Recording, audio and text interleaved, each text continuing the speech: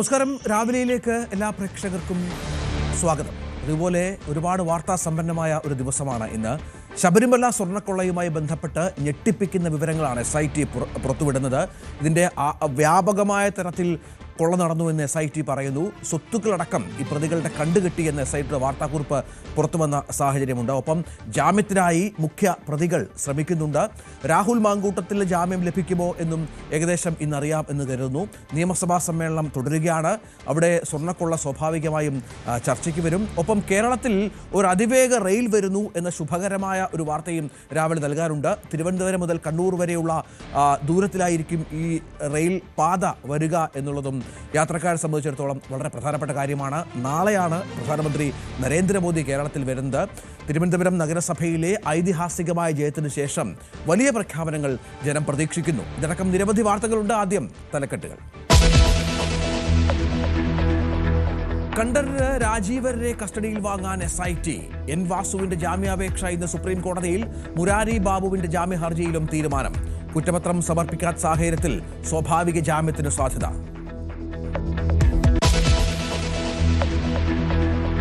ദീപക് ജീവനൊടുക്കിയ സംഭവത്തിൽ ഷിംജിതയെ ഇന്ന് കസ്റ്റഡിയിൽ വാങ്ങും.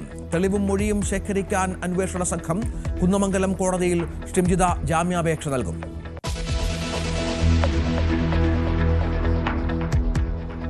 മകനെ കടലിലെറിഞ്ഞു കൊന്ന കേസിൽ അമ്മ ശരണ്യയുടെ ശിക്ഷാവിധി ഇന്ന്. വധശിക്ഷ തന്നെ നൽകണമെന്ന് പ്രോസിക്യൂഷൻ. വിധി പറയുക തളിപ്പറമ്പ് അഡീഷണൽ സെഷൻസ് കോടതി. രാഹുൽ മാങ്കൂട്ടത്തിന്റെ ജാമ്യ ഹർജിയിൽ ഇന്ന് വാദം. കൂടുതൽ തെളിവുകളുമായി SITയുടെ റിപ്പോർട്ട് ഇന്ന് കോടതിയിൽ.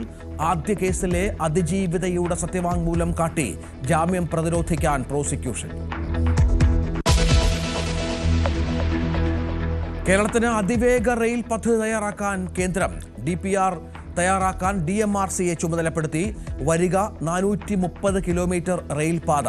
പൊന്നാനിയിൽ ഓഫീസ് തുറക്കാൻ E. ശ്രീധരൻ.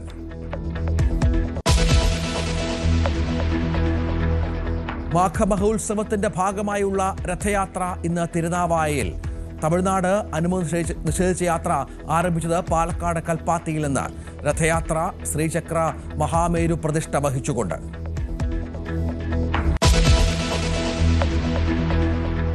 ഇന്ത്യയുമായി നല്ല വ്യാപാര കരാർ വരുമെന്ന് ആവർത്തിച്ച് ട്രംപ്. നരേന്ദ്രമോദി മികച്ച നേതാവെന്ന് പ്രതികരണം. യൂറോപ്പുമായുള്ള ചുങ്കപ്പോരിൽ അയഞ്ഞ അമേരിക്ക. ഗ്രീൻലാൻഡ് ഏറ്റെടുക്കാൻ ബലം പ്രയോഗിക്കില്ല എന്നും ട്രംപ്.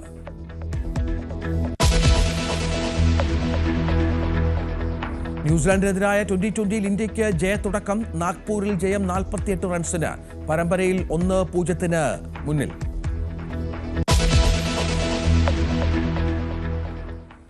വാർത്തകളുടെ വിശദാംശങ്ങളിലേക്ക് കടന്നാൽ, സമൂഹ മാധ്യമത്തിലൂടെ അധിക്ഷേപം നേരിട്ടതിനെ തുടർന്ന് കോഴിക്കോട് സ്വദേശി ദീപക് ജീവനൊടുക്കിയ കേസിൽ റിമാൻഡിലായ ഷിംജിത ഇന്ന് ജാമ്യാപേക്ഷ നൽകും. പ്രതി നൽകിയ മുൻകൂർ ജാമ്യാപേക്ഷ ഇന്ന് പരിഗണിക്കാനിരിക്കെയാണ് ഇന്നലെ ഷിംജിതയെ പോലീസ് അറസ്റ്റ് ചെയ്ത് കോടതിയിൽ ഹാജരാക്കിയപ്പോൾ ഷിംജിത ജാമ്യം ആവശ്യപ്പെട്ടുവെങ്കിലും റിപ്പോർട്ട് വരുമ്പോൾ പരിഗണിക്കാമെന്നായിരുന്നു കോടതിയുടെ മറുപടി. MS അനീഷ് കുമാർ വിവരങ്ങൾ പങ്കുവയ്ക്കുകയാണ്. അനീഷ്, പ്രധാനമായും ഈ കേസിന്റെ തെളിവുകൾ തേടിയുള്ള യാത്രയിൽ തന്നെയാണ് പോലീസ് എന്ന് മനസ്സിലാക്കണം. ബസ് ജീവനക്കാരെ ചോദ്യം ചെയ്തു. CCTV ദൃശ്യങ്ങൾ ശേഖരിച്ചു.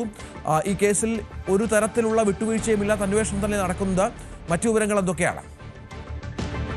കഴിഞ്ഞ ദിവസം തന്നെ ഷിംജിത ജാമ്യ ഹർജി കോടതിയിൽ നൽകിയിരുന്നു. ഈ ജാമ്യം ഇന്ന് പരിഗണിക്കാനായി മാറ്റിയിരിക്കെയാണ്. ഇന്നലെ തന്നെ വലിയ ഊർജിതമായ അന്വേഷണം നടത്തി പ്രതിയെ പോലീസ് കസ്റ്റഡിയിലെടുത്ത് അതിനുശേഷം ഇന്നലെ തന്നെ കുന്നമംഗലം കോടതിയിൽ ഹാജരാക്കുകയും റിമാൻഡിലേക്ക് മാറ്റുകയും ചെയ്തു. മഞ്ചേരി ജയിലിലാണ് ഇപ്പോൾ ഷിംജിത കഴിയുന്നത്. ഇന്നലെ തന്നെ ഷിംജിതയുടെ അഭിഭാഷകൻ ജാമ്യം നൽകണമെന്ന ആവശ്യം കോടതിയിൽ ഉന്നയിച്ചെങ്കിലും റിപ്പോർട്ട് വരട്ടെ എന്നാണ് കോടതി വ്യക്തമാക്കിയത്.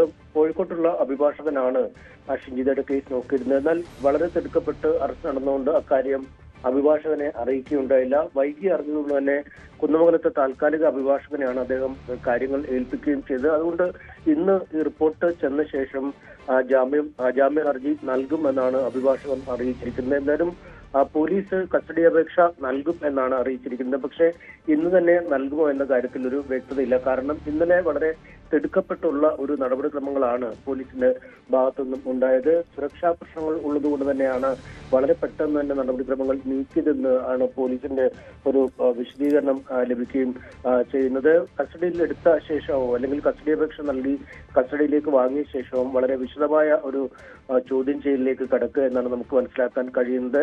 പ്രാഥമികമായി പോലീസ് നടത്തിയ ഒരു ചോദ്യം ചെയ്യലിൽ ലൈംഗികാതിക്രമം ദീപക് ബസ്സിൽ വെച്ച് നടത്തിയെന്ന ആരോപണത്തിലാണ് ഉറച്ചു നിൽക്കുന്നത്. പക്ഷേ അത് തെളിയിക്കുന്നതിന് പര്യാപ്തമായ തെളിവുകൾ അല്ലെങ്കിൽ വീഡിയോ ദൃശ്യങ്ങൾ ഹാജരാക്കാൻ അവർക്ക് കഴിഞ്ഞിട്ടില്ല എന്നാണ് ഈ ഘട്ടത്തിൽ മനസ്സിലാക്കുന്നത്. അതുകൊണ്ട് ഈ ഫോറൻസിക് പരിശോധനയ്ക്ക് വിധേയമാക്കേണ്ടതടക്കമുള്ള ചില നിർണായക കാര്യങ്ങൾ ഇനി പോലീസ് ചെയ്യേണ്ടതുണ്ട്. ഒപ്പം ഈ സംഭവം നടന്ന ബസ്സിലെ ജീവനക്കാരുടെ മൊഴി രേഖപ്പെടുത്താൻ ഇന്നലെ കഴിഞ്ഞിരുന്നില്ല എന്ന് മനസ്സിലാക്കുന്നു. കാരണം ഇന്നലെ അറസ്റ്റ് അടക്കമുള്ള നടപടിക്രമങ്ങളിലേക്ക് അന്വേഷണ സംഘം കടക്കുന്ന സാഹചര്യം ഉണ്ടായി. അതുകൊണ്ട് തന്നെ ഈ ജീവനക്കാരുടെ മൊഴി രേഖപ്പെടുത്തുന്ന നടപടികൾ, ഒപ്പം ബസ്സിലുണ്ടായിരുന്ന മറ്റ് യാത്രക്കാരുടെ വിവരങ്ങൾ ശേഖരിക്കുന്ന നടപടികൾ എന്നിവയെല്ലാം വളരെ ഊർജിതമായി പോലീസിന്റെ ഭാഗത്തുനിന്നും ഉണ്ടാവണം. ഇക്കാര്യങ്ങൾക്കാണ് പ്രാഥമിക പരിഗണന കൊടുക്കുക. ഒപ്പം ഫോണിന്റെ ഫോറൻസിക് പരിശോധന ഫലം പെട്ടെന്ന് ലഭ്യമാക്കുന്നതിനുള്ള നടപടിക്രമങ്ങൾ സ്വീകരിക്കും എന്നും പോലീസ് അതിനുള്ള നീക്കവും നടത്തുന്നുണ്ട്. എന്തായാലും ഇന്ന് ജാമ്യ ഹർജി ഷിംജിത് നൽകും. ഒപ്പം ഇന്നോ നാളെയോ കസ്റ്റഡിക്കുള്ള അപേക്ഷയും കൈമാറും എന്നാണ് അറിയിച്ചിരിക്കുന്നത്. കഴിഞ്ഞ ഒരാഴ്ച മുമ്പാണ്, ഞായറാഴ്ചയാണ് ദീപക് കോഴിക്കോട് ഗോവിന്ദപുരത്തെ വീട്ടിൽ തൂങ്ങി മരിച്ച അദ്ദേഹത്തെ കണ്ടെത്തിയത്. അതിന് 2 ദിവസം മുമ്പാണ് കണ്ണൂരിലേക്കുള്ള യാത്രക്കിടെ ബസ്സിൽ വെച്ച് അപമര്യാദയായി പെരുമാറിയെന്നാരോപിച്ച് ഈ ഷിംജിത എന്ന യുവതി സമൂഹ മാധ്യമത്തിൽ വീഡിയോ പോസ്റ്റ് ചെയ്യുന്നതും പിന്നീട് ഒരു വിശദീകരണ വീഡിയോ ചെയ്യുകയും ചെയ്യുന്നത്. ഇതിന്റെ ഒരു മാനസികാഘാതത്തിലാണ് ദീപക് മരിച്ചതെന്നാണ് കുടുംബം പറഞ്ഞത്. ഇതിന്റെ തുടർന്നാണ് പിന്നീട് കുടുംബം പോലീസിൽ പരാതി നൽകുകയും അതിന്റെ പേരിൽ ഷിംജിതയെ പോലീസ് അറസ്റ്റ് ചെയ്യുകയും ചെയ്തിരിക്കുന്നത്. രഞ്ജിത്ത്, ഇന്നാണ് ഷിംജിതയുടെ ജാമ്യാപേക്ഷ അടക്കം പരിഗണനയ്ക്ക് വരും. കസ്റ്റഡിയിൽ വാങ്ങാനുള്ള ശ്രമത്തിലാണ് അന്വേഷണ സംഘം. MS അനീഷ് കുമാറാണ് വിവരങ്ങൾ പങ്കുവച്ചത്. ബലാത്സംഗ കേസിൽ രാഹുൽ മങ്കൂട്ടത്തിന്റെ ജാമ്യ ഹർജിയിൽ ഇന്ന് പത്തനംതിട്ട സെഷൻസ് കോടതിയിൽ വാദം. SIT report കോടതിയിലെത്തും. രാഹുലിനെതിരെ കൂടുതൽ തെളിവുകൾ സമർപ്പിക്കും. ശശിനാരായണൻ വിവരങ്ങൾ പങ്കുവെക്കുകയാണ്. ശശിനാരായണൻ, രാഹുലിന് നിർണായകമാണ്. കാരണം ഈ നേരത്തെയുള്ള 2 കേസുകളും മുൻകൂർ ജാമ്യം കിട്ടിയ കേസുകളാണ്, ജാമ്യവുമായി ബന്ധപ്പെട്ട് നീക്കങ്ങൾ നടത്തുന്ന കേസുകളാണ്. നമുക്കറിയാം അറസ്റ്റ് തടഞ്ഞിട്ടുണ്ട്. ഈ കേസുകളിലും ഇപ്പോൾ സത്യവാങ്മൂലം നമുക്ക് സമർപ്പിച്ച പശ്ചാത്തലത്തിൽ ഈ കേസുകളുടെ എല്ലാം ബലം കൂടുകയാണ്. അത്തരത്തിൽ തന്നെയല്ലേ പ്രോസിക്യൂഷന് നീക്കവും? രഞ്ജിത്ത്, തീർച്ചയായും അത് തന്നെയാണ്. രാഹുൽ ഇന്ന് ജാമ്യാപേക്ഷ പരിഗണിക്കും. കാരണം നേരത്തെ മജിസ്ട്രേറ്റ് കോടതിയിലാണ് ഈ ജാമ്യാപേക്ഷ പരിഗണിച്ചത്. പക്ഷേ ഒടുവിൽ ജാമ്യം തള്ളുകയാണ് ഉണ്ടായത്. അതിനുശേഷമാണ് ഇപ്പോൾ പത്തനംതിട്ട ജില്ലാ സെഷൻ കോടതിയിലാണ് ജാമ്യാപേക്ഷ നൽകിയിട്ടുള്ളത്. ഇന്നാണ് അത് പരിഗണിക്കുന്നത്. പക്ഷേ ജാമ്യം ലഭിക്കാതിരിക്കാനുള്ള കാരണങ്ങൾ ചൂണ്ടിക്കാട്ടിയാണ് പ്രോസിക്യൂഷൻ ചില കാരണങ്ങൾ മുന്നോട്ട് വെച്ചിട്ടുണ്ട്. കാരണം രാഹുലിനെ സംബന്ധിച്ച് രാഹുൽ 2 പ്രാവശ്യം സമാനമായ പരാതി ചെയ്തിട്ടുള്ള ആളാണ്. ഈ തരത്തിൽ കുറ്റം ചെയ്തിട്ടുള്ള ആളാണ്, ബലാത്സംഗം കുറ്റം ചെയ്തിട്ടുള്ള ആളാണ്. അതുകൊണ്ട് തന്നെ ജാമ്യം അനുവദിക്കാൻ പാടില്ല എന്നുള്ള കാര്യം പ്രോസിക്യൂഷൻ മുന്നോട്ട് വെച്ചിട്ടുണ്ട്. ഒപ്പം MLA ആണ്. ഈ പ്രതികളെ, ഈ പരാതിക്കാരെ സ്വാധീനിക്കാൻ രാഹുലിന് കഴിയും. അങ്ങനെ ചില കാര്യങ്ങൾ ഉണ്ട്. വലിയ രാഷ്ട്രീയ സ്വാധീനമുള്ള വ്യക്തിയാണ്. അതുകൊണ്ട് ജാമ്യം അനുവദിച്ചാൽ രാഹുൽ രക്ഷപ്പെടാൻ സാധ്യതയുണ്ട് എന്നുള്ള കാര്യങ്ങളൊക്കെയാണ്. അന്വേഷണവുമായി സഹകരിക്കുന്നില്ല എന്നുള്ള കാര്യങ്ങളൊക്കെ കൂടി പ്രോസിക്യൂഷൻ മുന്നോട്ട് വെച്ചിട്ടുണ്ട്. അതുകൊണ്ട് തന്നെ ജാമ്യം അനുവദിക്കാൻ സാധ്യതയില്ല എന്നാണ് നമുക്ക് മനസ്സിലാക്കുന്നത്. അതേസമയം പരാതി കെട്ടിച്ചമച്ചതാണെന്നും ആരോപണം അടിസ്ഥാനരഹിതമാണെന്നുള്ള കാര്യമാണ് രാഹുൽ മുന്നോട്ട് വെക്കുന്നത്. ഈ അറസ്റ്റ് തന്നെ നിയമവിരുദ്ധമാണ്. മാനദണ്ഡങ്ങൾ പാലിക്കാതാണ് അറസ്റ്റ് ചെയ്തിട്ടുള്ളത്. നേരത്തെ 2 കുറ്റങ്ങൾ ഉണ്ടെങ്കിൽ തന്നെ അത് തന്നെ അതിൽ പരാതിയിൽ 2 ജാമ്യം ലഭിച്ചാണ്. അത്തരം കാര്യങ്ങൾ കഴമ്പില്ല എന്നുള്ള കാര്യം കൂടി ചൂണ്ടിക്കാണിക്കുന്നു. അങ്ങനെ ഒട്ടനവധി കാര്യങ്ങൾ രാഹുലിന്റെ ഭാഗത്തു നിന്നും മജിസ്ട്രേറ്റ് കോടതിയിൽ ഈ കാര്യങ്ങളെല്ലാം ഉന്നയിച്ചിരുന്നു. എന്തായാലും ഇന്ന് ആണ് 11 മണിയോട് കൂടി ഈ ഹർജി പരിഗണിക്കും എന്നുള്ളതാണ്, ജാമ്യ ഹർജി പരിഗണിക്കും എന്നുള്ളതാണ് നമ്മൾ മനസ്സിലാക്കുന്നത്. എന്തായാലും ജാമ്യം ലഭിക്കും എന്നുള്ള കാര്യം കൂടിയാണ് ഈ പ്രതിഭാഗം ഉന്നയിക്കുന്നത്. എന്തായാലും ഇന്ന് 11 മണിയോട് കൂടിയാണ് ഈ കേസ് ജാമ്യ ഹർജി പരിഗണിക്കുക ഉണ്ടാകുന്ന. രഞ്ജിത്തെ, രാഹുൽ മങ്കൂട്ടത്തിന്റെ ജാമ്യ ഹർജി ഇന്ന് പരിഗണനയ്ക്ക് വരികയാണ്. പ്രോസിക്യൂഷൻ കൂടുതൽ തെളിവുകൾ ശേഖരിക്കുന്നു. അതിജീവിതയുടെ എതിർ സത്യവാങ്മൂലമടക്കം കോടതിയിൽ ഹാജരാക്കി ജാമ്യത്തെ പ്രതിരോധിക്കാനുള്ള എല്ലാ നീക്കങ്ങളും പ്രോസിക്യൂഷന്റെ ഭാഗത്തു നിന്ന് ഉണ്ടാകുമെന്നുള്ളതാണ്. അതായത് രാഹുലിന് കുരുക്ക് കൂടുതൽ മുറുകുന്നു എന്നർത്ഥം. മറ്റു വാർത്തയിലേക്ക് പോകണം. പാലക്കാട് മുടപ്പല്ലൂരിൽ ബാങ്ക് അധികൃതർ ജപ്തി ചെയ്ത വീടിന്റെ പൂട്ട് പൊളിച്ച് വീട്ടുകാരെ അകത്തു കയറ്റി ഡിവൈഎഫ്ഐ പ്രവർത്തകർ. തിരിച്ചടവ് മുടങ്ങിയതോടെയാണ് പഞ്ചാബ് നാഷണൽ ബാങ്ക് പൂട്ടിയ സ്വാമിനാഥന്റെ വീടിന്റെ പൂട്ട് പൊളിച്ച് സ്ത്രീകൾ ഉൾപ്പെടെയുള്ളവരെ വീട്ടിൽ കയറ്റിയത്. ആ ദൃശ്യങ്ങളൊന്ന് കാണാം. ഇന്നലെ രാത്രിയിലാണ് ഈ സംഭവം നടന്നത്.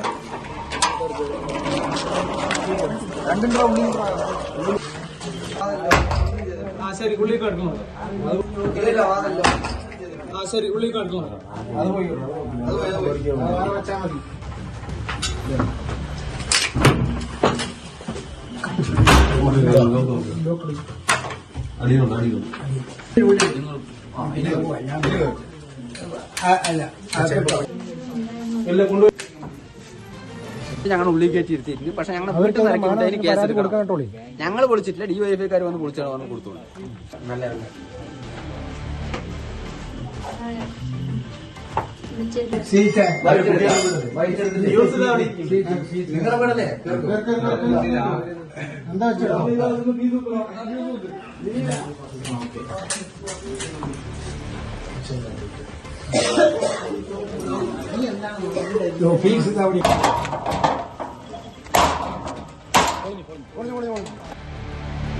പ്രായത്തിന്റെ മൂലമുള്ള അസുഖം ബാധിച്ചിരിക്കുന്ന ആ അമ്മയെയും പിഞ്ചു കുട്ടികളെയും ഇറക്കിവിടാൻ ശ്രമിച്ച ഈ പഞ്ചാബ് നാഷണൽ ബാങ്കിന്റെ പ്രൈവറ്റ് ഫിനാൻസ് ഏജൻസിയിലെ ബന്ധപ്പെട്ട ആളുകളോട് വളരെ വിനയത്തോടു കൂടിയാണ് ഞങ്ങൾക്ക് പറയാനുള്ളത്. ഈ കേരളത്തിനകത്ത് ഒരു സാധാരണക്കാരനും വീട്ടിനകത്തു നിന്ന് വീട് പണയപ്പെടുത്തി ലോൺ എടുത്തു എന്നതിന്റെ പേരിൽ വഴിയാധാരമാക്കാൻ സമ്മതിക്കാത്തൊരു നാടാണ് കേരളം. അതിന്റെ പേരിൽ ഒരു സാധാരണ കുടുംബത്തെ പടിയിറക്കി വിട്ടുകൊണ്ട് അവരെ തെരുവിലേക്ക് തള്ളിവിടുന്ന ഒരു സാഹചര്യം സൃഷ്ടിച്ച ഈ അധികാരികൾക്കെതിരെ ഡിവൈഎഫ്ഐയുടെ ശക്തമായ പ്രതിഷേധമാണ് ഇന്നിപ്പോൾ ഇവിടെ.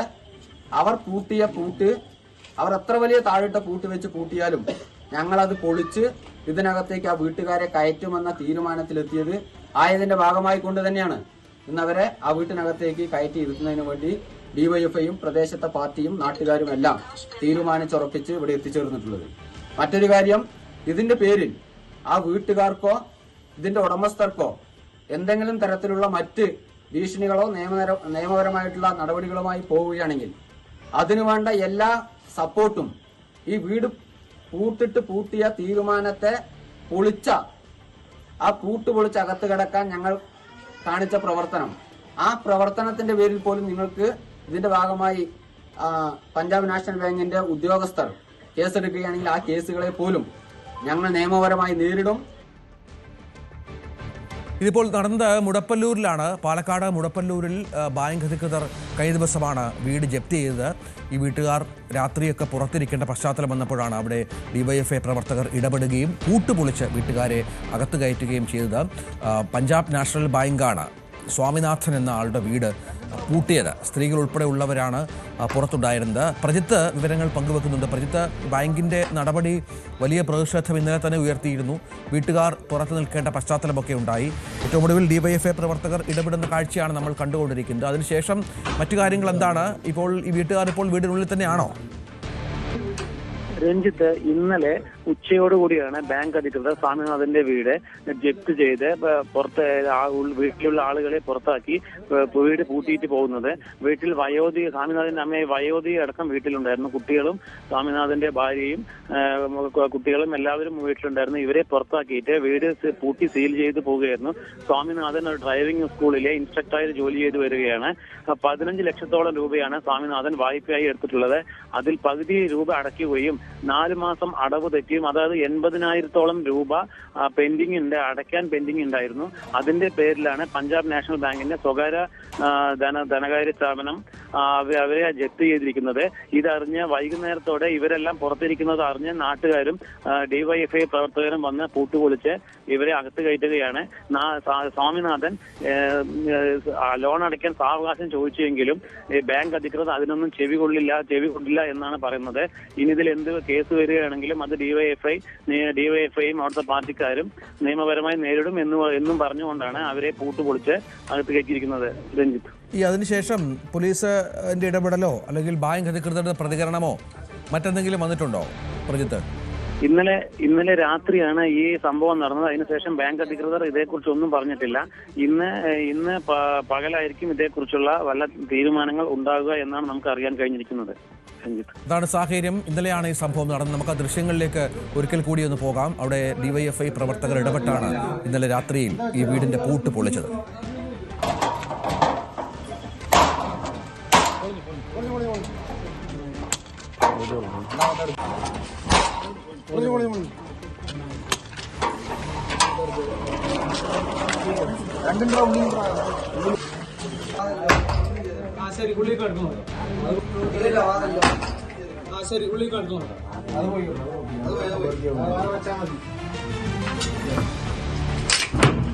പാലക്കാട് മുടപ്പല്ലൂരിൽ ബാങ്ക് അധികൃതർ ജപ്തി ചെയ്ത പഞ്ചാബ് നാഷണൽ ബാങ്ക് അധികൃതർ ജപ്തി ചെയ്ത വീടിന്റെ പൂട്ട് പൊളിച്ച് വീട്ടുകാരെ അകത്തു കയറ്റുകയായിരുന്നു ഡിവൈഎഫ്ഐ പ്രവർത്തകർ. പ്രായമുള്ള സ്ത്രീയടക്കം നിരവധി വീട്ടുകാർ ബാങ്കിന്റെ ഈ പ്രവൃത്തി കാരണം പുറത്ത് കഴിയേണ്ട അവസ്ഥയിലാണ് ഡിവൈഎഫ്ഐ പ്രവർത്തകർ ഇടപെട്ടത്. ഈ വിഷയത്തിൽ ഇനി ബാങ്കിന്റെ നീക്കം എന്താകുമെന്നുള്ളതും കാത്തിരുന്ന് കാണേണ്ടതുണ്ട്.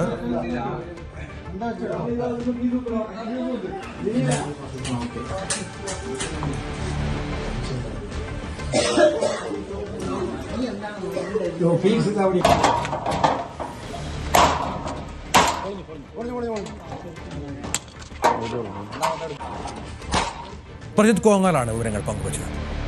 മറ്റു വാർത്തയിലേക്ക് പോകണം. നമുക്കറിയാം, നിയമസഭാ സമ്മേളനം പുരോഗമിക്കുകയാണ്. ഗവർണറുടെ നയപ്രഖ്യാപനത്തിന്മേലുള്ള നന്ദി പ്രമേയ ചർച്ചയാണ് ഇന്ന് സഭയിൽ ആരംഭിക്കുക.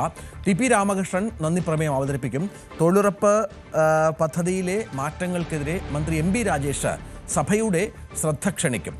ശബരിമല സ്വർണ്ണക്കൊള്ള സഭയിൽ ഉന്നയിക്കാൻ പ്രതിപക്ഷം ശ്രമം നടത്തുന്നുണ്ട്. ഇതുമായി ബന്ധപ്പെട്ട പ്രതിരോധം തീർക്കാനുള്ള നീക്കത്തിലാണ് ഭരണപക്ഷവും.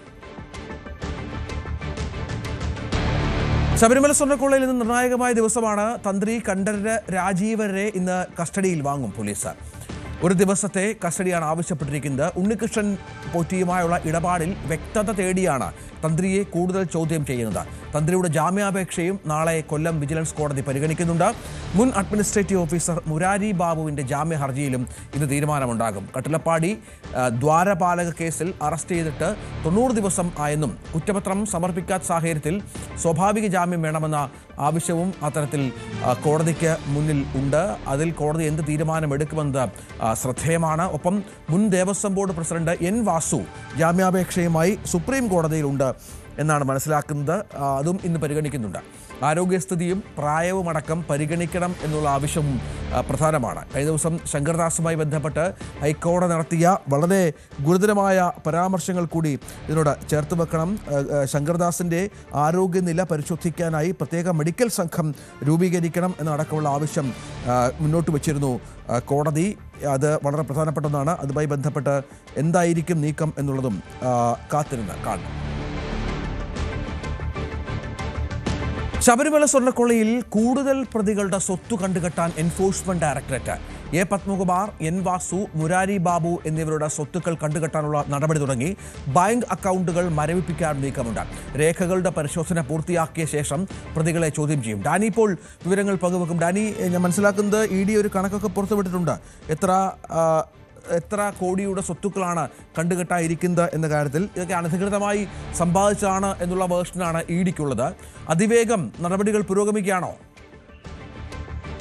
രഞ്ജിത്ത്, അതിവേഗം തന്നെയാണ് നടപടികൾ മുന്നോട്ട് പോകുന്നത്. കാരണം നമുക്കറിയാം, ഇത് പരിശോധന പൂർത്തിയാക്കി തൊട്ടടുത്ത ദിവസം തന്നെ ഇതിന്റെ സ്വത്ത് മരവിപ്പിക്കലടക്കമുള്ള നടപടികളിലേക്ക് കടന്നു. മുഖ്യപ്രതി ഉണ്ണികൃഷ്ണൻ പോറ്റിയുടെ 1.3 കോടിയുടെ സ്വത്താണ് ആദ്യ ദിവസം തന്നെ റെയ്ഡിനെ പിറ്റേന്ന് തന്നെ മരവിപ്പിക്കുകയും ചെയ്തിരിക്കുന്നത്, കണ്ടുകെട്ടുകയും ചെയ്തിരിക്കുന്നത്. ഇപ്പോൾ അത് അടുത്ത പ്രതികളിലേക്ക്, മറ്റു പ്രതികളിലേക്ക് അടക്കം നീങ്ങുന്നു എന്നതാണ്. പത്മകുമാറിലേക്കും അതോടൊപ്പം തന്നെ ബാബുവിലേക്കും പിഞ്ചുവിലേക്കും വാസുവിലേക്കും എല്ലാം തന്നെ ഇത് നീളുന്നു. ഇവരെ ഈ പ്രാഥമികമായി ഇവർ വരുത്തി വെച്ചിരിക്കുന്ന ഈ വിനകൾ എന്തൊക്കെയാണ്, അവർക്ക് എത്രമാത്രം പങ്കുണ്ട്, അതോടൊപ്പം തന്നെ എത്രമാത്രം സ്വത്തുക്കൾ ഇതിന്റെ ഒരു പ്രാഥമികമായ ഒരു വിവരശേഖരണം അടക്കം ED എടുത്തിട്ടുണ്ട്. അതിനുശേഷം മറ്റ് നടപടികളിലേക്ക് കടക്കും. ഇവരെല്ലാം തന്നെ ബാങ്ക് അക്കൗണ്ടുകൾ മരവിപ്പിക്കുക എന്ന നടപടികളിലേക്കും കടന്നിരുന്നു. പ്രാഥമികമായ ഒരു നടപടിയാണ്. കാരണം വെച്ചാൽ ഈ സ്വത്തുക്കൾ മറ്റു ഇടങ്ങളിലേക്ക് വകമാറ്റുക, മറ്റുള്ളവരിലേക്ക് മാറ്റുക, ഇതൊന്നും ചെയ്യാതിരിക്കുന്നതിന് വേണ്ടി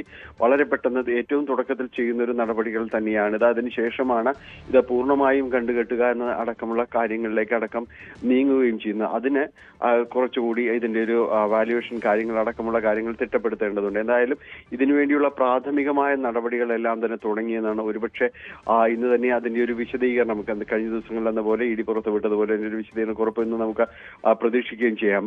കർശനമായ ഒരു നടപടികളിലേക്ക് തന്നെയാണ് ED മുന്നോട്ട് പോകുന്നത് എന്നത് വ്യക്തമാണ്. അതുകൊണ്ട് തന്നെയാണ് സ്വത്ത് മരവിപ്പിക്കൽ അടക്കമുള്ള നടപടികൾ വളരെ പെട്ടെന്ന് നടക്കുകയും ചെയ്തിരിക്കുന്നത്. വലിയ കൊള്ള നടന്നിരിക്കുന്നു എന്ന രീതിയിൽ തന്നെയാണ് ED മുന്നോട്ട് പോകുന്നത്.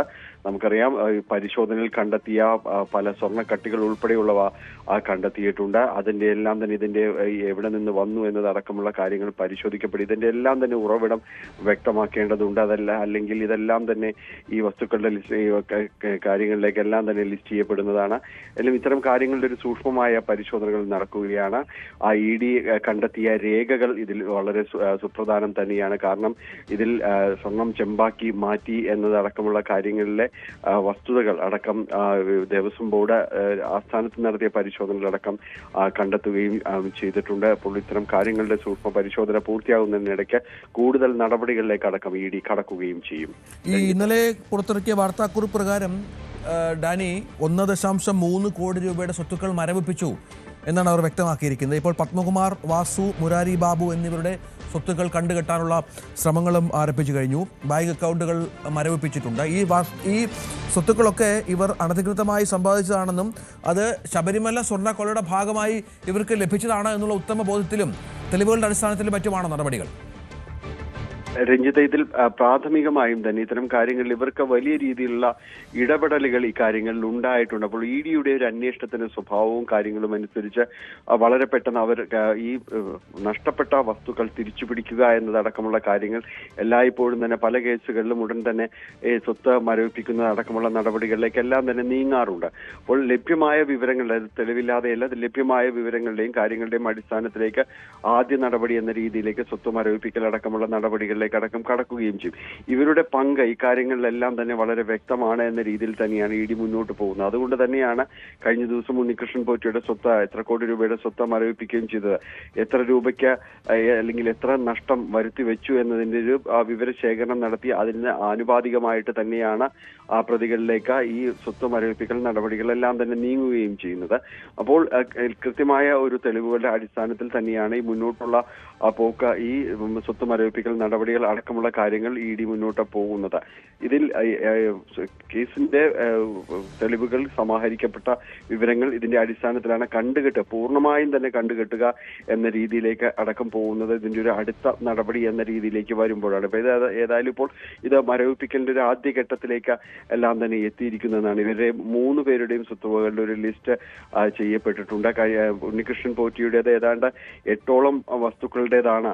ഈ 1.3 കോടി എന്ന് പറയുന്ന 8ഓളം വസ്തുക്കളുടെ ഒരു മൂല്യമാണ് അതിൽ പറഞ്ഞിരിക്കുന്നത്. ഇതുപോലെ തന്നെയാണ് ഇവരുടേതും കണക്ക് 3 പേരുടെയും ലിസ്റ്റ് ചെയ്യപ്പെട്ടിട്ടുള്ളത്. ഏതൊക്കെ വസ്തുക്കൾ എന്നതിനെ കുറിച്ച് വൈകാതെ തന്നെ ഒരു വിശദീകരണം വരും. എന്നെങ്കിലും 3 പേരുടെയും ഇതിന് തത്തുല്യമായ രീതിയിലുള്ള സ്വത്തുവകൾ ലിസ്റ്റ് ചെയ്യപ്പെട്ടിട്ടുണ്ട്. വൈകാതെ അത് ഏത് എന്നതും സംബന്ധിയായ കാര്യങ്ങളിലേക്ക് ഒരു തീർപ്പ് വന്നേക്കും. കൃത്യമായ തെളിവുകളുടെ അടിസ്ഥാനത്തിൽ തന്നെയാണ് ED മുന്നോട്ട് പോകുന്നത്. രഞ്ജിത്ത്, ശരി, ഡാനി പോളാണ് വിവരങ്ങൾ പങ്കുവച്ചത്. വെള്ളാപ്പള്ളി നടേശൻ കഴിഞ്ഞ ദിവസങ്ങളിലൊക്കെ നടത്തിയ പ്രസ്താവനകൾ നമ്മൾ കണ്ടതാണ്. അത് മലപ്പുറത്തിനെതിരെ എന്നുള്ള വ്യാഖ്യാനം വന്നിരുന്നു. പക്ഷേ തനിക്ക് തൻ്റെ പ്രസ്താവനകളൊക്കെ ലീഗിനെതിരെയാണ് എന്നാണ് വെള്ളാപ്പള്ളി അതിനെ ന്യായീകരിച്ചത്. വെള്ളാപ്പള്ളി നടേശന് മറുപടിയുമായി MES പ്രസിഡന്റ് ഫസൽ ഗഫൂർ രംഗത്ത് വന്നിരിക്കുന്നു എന്നുള്ളതാണ് ഇന്നത്തെ അതുമായി ബന്ധപ്പെട്ട ഒരു ഡെവലപ്മെന്റ്. വിവിധ സംഘടനകൾ തമ്മിൽ ഐക്യം വേണം, അത് മറ്റുള്ളവരെ അത്തരത്തിൽ അപരവൽക്കരിച്ചാകരുത്. ഞങ്ങൾക്ക് ഒന്നും കിട്ടിയില്ല എന്നാണ് ഒരാൾ പറയുന്നത്. എന്തെങ്കിലും ചെയ്തിട്ട് വേണ്ടേ എന്തെങ്കിലും കിട്ടാൻ? ഏതെങ്കിലും സംഘടനകൾ വർഗീയത തട്ടിവിട്ടാൽ മുഖ്യധാരാ പാർട്ടികൾ അത് ഏറ്റെടുക്കരുതെന്നും ഫസൽ ഗഫൂർ ആവശ്യപ്പെട്ടു. പിന്നെ ഞങ്ങൾക്കൊന്നും കിട്ടിയില്ല എന്ന് ഒരാൾ പറയണമെങ്കിൽ ഞങ്ങൾ വല്ലതും ചെയ്തിട്ട് വേണ്ടേ കിട്ടാനായിട്ട്. കാരണം എല്ലാവരും ഞങ്ങളുടെ വായിൽ വെച്ച് കൊടുക്കും, എയ്ഡഡ് സ്ഥാപനം കിട്ടും എന്ന് വിചാരിക്കുന്നത് തെറ്റാണ്. അപ്പോൾ എന്തെങ്കിലും വിളിച്ചു പറയുന്നതൊന്നും നമുക്ക് തലയിലേറ്റി കൊണ്ടു നടക്കാൻ പറ്റില്ല, അതിനെ എതിർക്കാതിരിക്കാനും പറ്റൂല. ഐക്യം ഉണ്ടായിക്കോട്ടെ എന്നേ, ഐക്യം ഏത് സംഘടനകൾ തമ്മിലുണ്ടായിക്കോട്ടെ, നമുക്ക് യാതൊരു വിരോധമില്ല. പക്ഷേ ആ ഐക്യം ഉണ്ടാവുമ്പോൾ അത് മറ്റുള്ളവനെ അപരവൽക്കരിച്ചുകൊണ്ട് കാണിച്ചുകൊണ്ട് പാടില്ല. മതസംഘടനകൾ ഇതിലൊന്നും ഇടപെടണ്ട. അപ്പോൾ വർഗീയത എന്ന് പറയുന്ന സാധനം ഒരു കൂട്ടം ആൾക്കാർ ആളിക്കത്തിക്കാൻ നോക്കുമ്പോൾ മുഖ്യധാരാ കക്ഷികൾ ഇത് സൂക്ഷിച്ചു വേണം അത് കൈകാര്യം ചെയ്യാനായിട്ട്. അവിടെ വിടുവായത്തരൊന്നും പറയാൻ പാടില്ല. പോയിട്ട് വെള്ളാപ്പള്ളിയെ വിമർശിച്ചുകൊണ്ട് രംഗത്ത് വന്നിരിക്കുന്നത് മറ്റൊരു പ്രധാനപ്പെട്ട വാർത്ത അത് കോട്ടയത്ത് നിന്നാണ്. കേരള കോൺഗ്രസിന്റെ വിമർശനം അത് അവർ പറഞ്ഞു വെക്കുന്നത് CPI വോട്ടുകൾ തങ്ങൾക്ക് കിട്ടിയില്ല എന്നാണ് കേരള കോൺഗ്രസിന്റെ തിരിച്ചറിവ്. കോട്ടയം ജില്ലാ സ്റ്റിയറിംഗ് കമ്മിറ്റി യോഗത്തിലാണ് ഈ വിമർശനം ഉണ്ടായത് എന്നുള്ള വിവരം കൂടി ഇപ്പോൾ പുറത്തു വരുന്നുണ്ട്. പലയിടത്തും തോൽവിക്ക് ഇത് കാരണമായെന്നും CPIയുടെ ശക്തി കേന്ദ്രമായ വൈക്കത്തുൾപ്പെടെ കേരള കോൺഗ്രസിന് വോട്ട് കിട്ടിയില്ലെന്നും യോഗത്തിൽ വിമർശനം ഉയർന്നിട്ടുണ്ട്. ജി ശ്രീജിത്ത് ഏറ്റവും പുതിയ വിവരങ്ങളുമായി ചേരുകയാണ്. ശ്രീജിത്ത്, നമുക്കറിയാം കേരള കോൺഗ്രസിന്റെ മുന്നണി മാറ്റവുമായി ബന്ധപ്പെട്ട് വലിയ ചർച്ചകൾ നടന്ന ഒരു പശ്ചാത്തലം കൂടിയുണ്ട്. കൃത്യമായി തന്നെ LDFൽ നിൽക്കും എന്നുള്ള തീരുമാനം ജോസ് കെ മാണി പ്രഖ്യാപിക്കുകയും ചെയ്തു. അതിനുശേഷം ഒരു സ്റ്റിയറിംഗ് കമ്മിറ്റി ആയിരുന്നു. അവിടെ വീണ്ടും ചില തിരിച്ചറിവുകളിലേക്ക് പാർട്ടി കടക്കുകയാണോ? രഞ്ജിത്ത്, തീർച്ചയായും ജില്ലയിൽ ഉൾപ്പെടെയുള്ള തോൽവി അതിന് കാരണമെന്ത് എന്ന തരത്തിലുള്ള അഭിപ്രായങ്ങളാണ് ഈ യോഗത്തിൽ പങ്കെടുത്ത ജില്ലാ സ്റ്റിയറിംഗ് കമ്മിറ്റി യോഗത്തിൽ പങ്കെടുത്ത നേതാക്കൾ പങ്കുവെക്കുന്നത്. അവർ ചൂണ്ടിക്കാണിക്കുന്നത് പലയിടത്തും CPMന്റെയും CPIയുടെയും ഒന്നും വോട്ട് കേരള കോൺഗ്രസ് എമ്മിന്റെ സ്ഥാനാർത്ഥികൾക്ക് ലഭിച്ചിട്ടില്ല എന്നുള്ളതാണ്. പ്രാദേശികമായ ജില്ലയിൽ നിന്നുള്ള നേതാക്കളാണ്. അതുകൊണ്ട് തന്നെ അവർ അതാത് പ്രദേശത്തെ സാഹചര്യം ചൂണ്ടിക്കാണിച്ചുകൊണ്ടാണ് ഈ ഒരു വിലയിരുത്തൽ നടത്തുന്നത്. പ്രത്യേകിച്ച് വൈക്കം, ചങ്ങനാശ്ശേരി, അയർക്കുന്നം അങ്ങനെ പല മേഖലകളും അവിടെ നിന്നുള്ള പ്രതിനിധികളൊക്കെ തന്നെ ഈ ഒരു വിമർശനം ഉയർത്തി എന്നുള്ളതാണ് നമുക്ക് മനസ്സിലാക്കാൻ സാധിക്കുന്നത്. ജോസ് കെ മാണി കൂടി പങ്കെടുത്ത ഒരു യോഗമാണ് നടന്നത്. നമുക്കറിയാം കഴിഞ്ഞ കുറച്ചു നാളുകളായി മുന്നണി മാറ്റ ചർച്ചകളെല്ലാം നടക്കുകയും അത് പരാജയപ്പെടുകയും ഒക്കെ ചെയ്തൊരു സാഹചര്യത്തിന് പിന്നാലെയാണ് ഈ ഒരു യോഗം ചേർന്നത്. ആ യോഗത്തിലാണ് നിയമസഭാ തെരഞ്ഞെടുപ്പിന് ഇനി മാസങ്ങൾ മാത്രം അവശേഷിക്കുമ്പോൾ ഇത്തരത്തിൽ വിമർശനം ഉയരുന്നത് എന്നുള്ളതാണ്. ഒരു ഘട്ടത്തിൽ ജോസ് കെ മാണി ഉൾപ്പെടെ ചൂണ്ടിക്കാട്ടിയിരുന്നത് കഴിഞ്ഞ തദ്ദേശ തെരഞ്ഞെടുപ്പിലെ പോലെയല്ല, ഇത്തവണ വലിയ ഇഴയെടുപ്പം പാർട്ടികൾക്കിടയിൽ ഉണ്ടായിട്ടുണ്ട്, അതുകൊണ്ട് തന്നെ വോട്ട് ചോരില്ല എന്നൊക്കെയാണ്. പക്ഷേ കണക്കുകൾ പരിശോധിച്ചുകൊണ്ട്, കണക്കുകൾ ചൂണ്ടിക്കാണിച്ചുകൊണ്ടാണ് നേതാക്കൾ ഇത്തരത്തിൽ അഭിപ്രായം പങ്കുവെച്ചത് എന്നുള്ളതാണ് ശ്രദ്ധേയം. അതേസമയം തന്നെ ഈ മുന്നണി മാറ്റം ഉൾപ്പെടെയുള്ള എല്ലാ കാര്യങ്ങളെയും അതൊക്കെ അങ്ങനെയൊന്നില്ല എന്ന് യോഗത്തിൽ ജോസ് കെ മാണി വ്യക്തമാക്കുകയും ചെയ്തു. എന്താണ് ഉണ്ടായ ചർച്ചകളുടെ സാഹചര്യമൊക്കെയും ജോസ് കെ മാണി ഉൾപ്പെടെയുള്ള നേതാക്കൾ യോഗത്തിൽ പ്രസംഗിച്ചുകൊണ്ട് സംസാരിക്കുകയും ചെയ്തു. എന്തായാലും ഇക്കാര്യത്തിൽ ഇനി CPMന്റെ CPIയുടെ ഒക്കെ നിലപാട് എന്ത് എന്നുള്ളതാണ് പ്രധാനം. ഏതായാലും ഇത് ഈ പറഞ്ഞത് സ്റ്റിയറിംഗ് കമ്മിറ്റിയിൽ ഉണ്ടായ അഭിപ്രായ പ്രകടനമാണ്. ഈ പ്രധാനപ്പെട്ട നേതാക്കൾ ആരെങ്കിലും ഈ വിഷയത്തിൽ പ്രതികരിച്ചിരുന്നോ ശ്രീജിത്ത്? രഞ്ജിത്ത്, ഇന്നലെ യോഗത്തിനുള്ളിൽ നടന്ന ചർച്ചയുടെ വിശദാംശങ്ങളാണ് ഇപ്പോൾ പുറത്തു വരുന്നത്. പ്രധാനപ്പെട്ട നേതാക്കൾ എന്ന് പറയുമ്പോൾ ജോസ് കെ മാണി തന്നെ യോഗത്തിൽ പങ്കെടുത്തിരുന്നു. അദ്ദേഹം ഈ മുന്നണി മാറ്റത്തിന്റെ സാഹചര്യങ്ങളും അതല്ല അങ്ങനെ ഒരു ചർച്ച തന്നെ ഉണ്ടായിട്ടില്ല എന്നതടക്കം ജില്ലാ നേതൃത്വത്തെ ധരിപ്പിക്കാനാണ് ശ്രമിച്ചത്. നമുക്കറിയാം കോട്ടയം ജില്ലാ സ്റ്റിയറിംഗ് കമ്മിറ്റി യോഗം എന്ന് പറയുമ്പോൾ ഒരുപക്ഷെ കേരള കോൺഗ്രസിന് ഏറ്റവും ശക്തിയുള്ള കേന്ദ്രമാണ്. അതുകൊണ്ട് തന്നെ ആ സ്ഥലത്തെ ജില്ലാ കമ്മിറ്റി യോഗത്തിന് മറ്റ് ജില്ലകളിൽ നിന്ന് അപേക്ഷിച്ച് കുറച്ചുകൂടി പ്രധാനപ്പെട്ട ഒരു യോഗമായി, ഗൗരവമുള്ള ഒരു യോഗമായി അവിടെ മാറുന്നു. ആ യോഗത്തിലാണ് ഒരുമിച്ച് പോകേണ്ട CPMും CPIയും ഒക്കെ ചേർന്ന് പോകേണ്ട ഇടത്ത് അവിടെ നിന്നുള്ള വോട്ടുകൾ വന്നില്ല എന്ന വിമർശനം. അതായത് ചിഹ്നത്തിൽ മത്സരിച്ച പല സ്ഥാനാർത്ഥികളും, രണ്ടിലെ ചിഹ്നത്തിൽ മത്സരിച്ച പല സ്ഥാനാർത്ഥികളും തോൽക്കുന്നതിന് ഇതൊരു വലിയ കാരണമായി എന്ന വിമർശനമാണ് ഉയരുന്നത്. അത് സ്വാഭാവികമായിട്ടും LDFൽ ഉൾപ്പെടെ ഉയർത്താനുള്ള സാധ്യത നമുക്ക് തള്ളിക്കളയാൻ കഴിയില്ല. പക്ഷേ നിയമസഭാ തെരഞ്ഞെടുപ്പ് തൊട്ടടുത്ത് നിൽക്കെ ഇനിയൊരു മറ്റൊരു വിവാദത്തിലേക്ക് പോകണ്ട എന്ന നിലപാടായിരിക്കും ഒരുപക്ഷെ പാർട്ടികൾക്കിടയിൽ ഉണ്ടാകാൻ സാധ്യത. പക്ഷേ അവരുടെ ആഭ്യന്തര യോഗങ്ങളിൽ ഇത്തരം വിമർശനങ്ങൾ ഉയരുന്നു എന്നുള്ളതാണ് ശ്രദ്ധേയമായിട്ടുള്ളത്. ശരി, ഈ ശ്രീജിത്ത് വിവരങ്ങൾ പങ്കുവച്ചു. കേരള കോൺഗ്രസ് എമ്മുമായി ബന്ധപ്പെട്ട ചർച്ചകൾ, സ്റ്റിയറിംഗ് കമ്മിറ്റി യോഗത്തിൽ നടന്ന പ്രധാനപ്പെട്ട കാര്യങ്ങൾ, അതിൽ അവർക്ക് സ്വയമേ ബോധ്യം വരുന്നു CPM-ൻ്റെയും CPI-യുടെയും വോട്ടുകൾ തങ്ങൾക്ക് ലഭിച്ചില്ല തദ്ദേശ തെരഞ്ഞെടുപ്പിൽ എന്നുള്ളത് വിഷയമാണ് ശ്രീജിത്ത് പങ്കുവച്ചത്. മറ്റു വാർത്തയിലേക്ക് പോകണം. കണ്ണൂരിൽ 1.5 വയസ്സുകാരനായ മകനെ കടലിലെറിഞ്ഞു കൊന്ന കേസിൽ അമ്മ ശരണ്യയുടെ ശിക്ഷാവിധി ഇന്നാണ്. കഴിഞ്ഞ ദിവസമാണ് ശിക്ഷയിൽ വാദം പൂർത്തിയാക്കുകയും പരമാവധി ശിക്ഷ നൽകണം എന്ന് പ്രോസിക്യൂഷൻ ആവശ്യപ്പെടുകയും ചെയ്തത്. തളിപ്പറമ്പ് അഡീഷണൽ സെഷൻസ് കോടതി ജഡ്ജി KN പ്രശാന്താണ് ശിക്ഷ വിധിക്കുക. KV ബൈജു വിവരങ്ങളുമായി ചേരും. ബൈജു, നമുക്ക് ഈ വാർത്ത വായിക്കുമ്പോൾ തന്നെ ഒരു വല്ലാത്തൊരു മനപ്രയാസമാണ്. കാരണം ഒരു അമ്മയാണ് ഒരു കുഞ്ഞിനെ കടലിലെറിഞ്ഞ് കൊല്ലുന്നത്. അതിപ്പോൾ എന്ത് ബന്ധത്തിൻ്റെ പേരിലാണെങ്കിലും പരമാവധി ശിക്ഷ വേണം, അവർക്ക് ലഭിക്കണമെന്നുള്ള പ്രോസിക്യൂഷൻ്റെ വാദത്തിനൊപ്പമാണ് എല്ലാവരുടെയും മനസാക്ഷി എന്ന് വേണം കരുതാൻ. കോടതിയിൽ എന്തൊക്കെ വാദമുഖങ്ങളാണ് നടന്നത്, എന്താണ് പ്രതീക്ഷിക്കേണ്ടത്?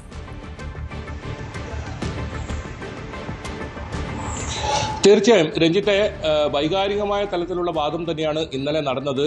ഇതിൽ ആദ്യം പബ്ലിക് പ്രോസിക്യൂട്ടർ U രമേശനാണ് വാദം നടത്തിയത്. അദ്ദേഹം ONP-യുടെയും അതുപോലെ തന്നെ അക്കിത്തത്തിൻ്റെയും കവിതകളിലെ അമ്മയും കുഞ്ഞും തമ്മിലുള്ള ബന്ധം വിവരിക്കുന്ന ഒരു കവിത ചൊല്ലിയാണ് വാദം ആരംഭിച്ചത്. ഈ കേസ് അപൂർവങ്ങളിൽ അപൂർവമായ കേസായി പരിഗണിക്കണം, ഒപ്പം വധശിക്ഷ തന്നെ നൽകണം എന്നായിരുന്നു അദ്ദേഹം ആവശ്യപ്പെട്ടത്. അതിനുശേഷം പ്രതിഭാഗം അഭിഭാഷിക മഞ്ജു ആന്റണി ആയിരുന്നു വാദം നടത്തിയത്. ഇതിൽ അപൂർവങ്ങളിൽ അപൂർവമായ കേസായി പരിഗണിക്കരുത് എന്ന ഒരു അഭ്യർത്ഥന മുന്നോട്ട് വെച്ചു. ഇതിനുശേഷം ജഡ്ജി വളരെ ശ്രദ്ധേയമായ ചില പരാമർശങ്ങൾ നടത്തിയെന്നതാണ് ഇന്നലെ ശ്രദ്ധേയമായത്. ജഡ്ജി ഇതിൽ പ്രധാനമായും ചൂണ്ടിക്കാട്ടിയത് ഇത് യാദൃശ്ചികമായി നടന്ന ഒരു കൊലപാതകമല്ല, കൃത്യമായി ആസൂത്രണത്തോടുകൂടി നടത്തിയ ഒരു കൊലപാതകമാണ്. കൊലപാതകത്തിന് ശേഷം ഒന്നും അറിയാതെ പോലെ തന്നെ ശരണ്യ വീട്ടിൽ വന്ന് കിടന്നുറങ്ങി, കാമുകനെ ഫോൺ വിളിച്ചു.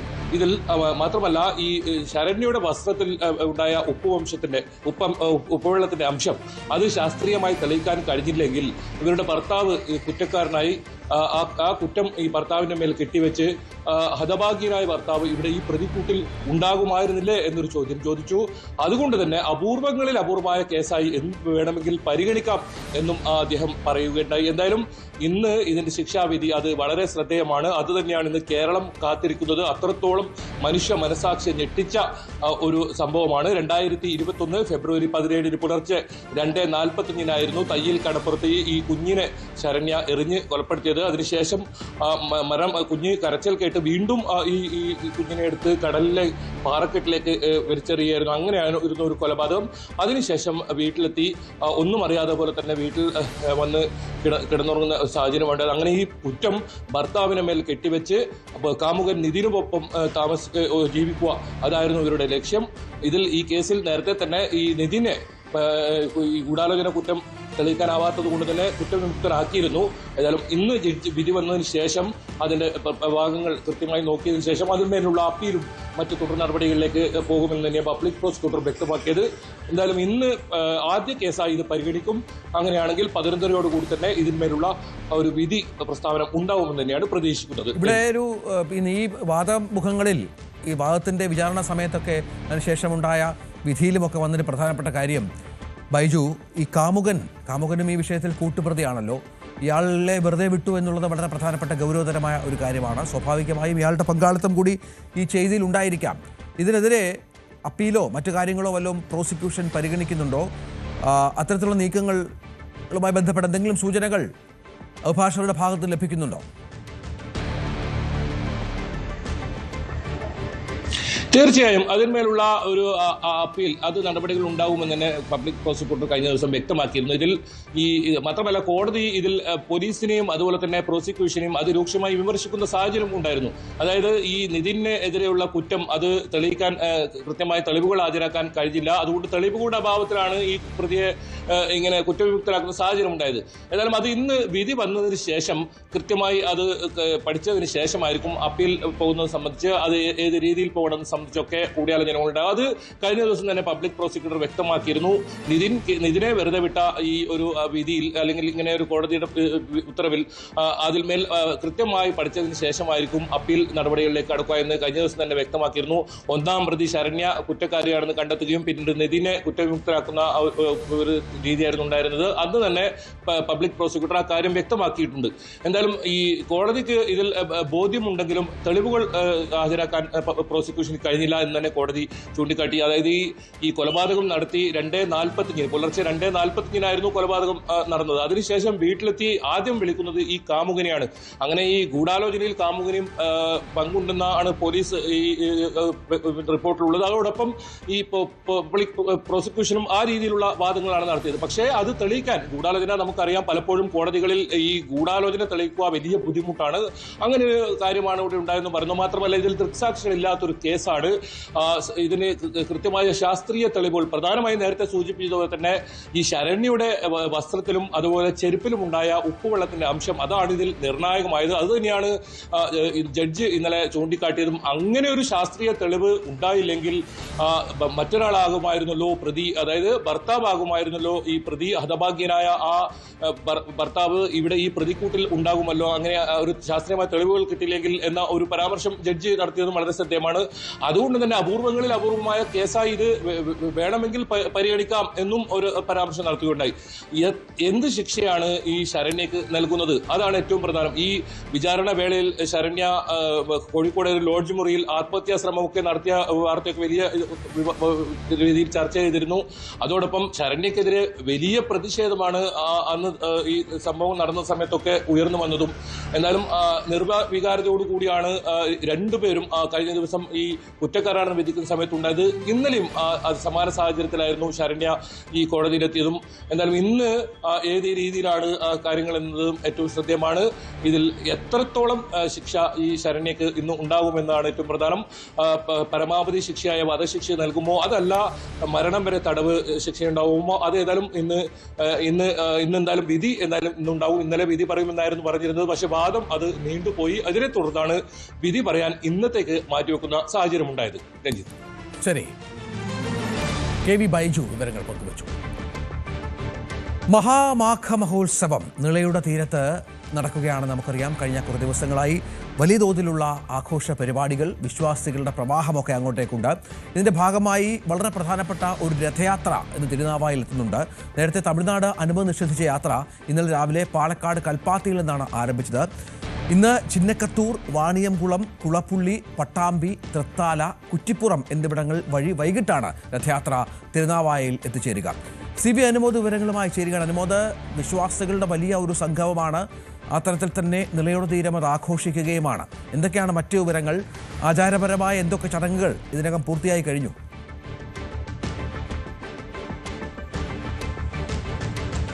രഞ്ജിത്ത്, ഈ ഒരു മാഘമഹോത്സവത്തിന്റെ ഏറ്റവും പ്രധാനപ്പെട്ട ചടങ്ങാണ് ഈ രഥോത്സവം. ഈ രഥഘോഷയാത്ര തിരുനാവായി എത്തുക എന്നുള്ളത്.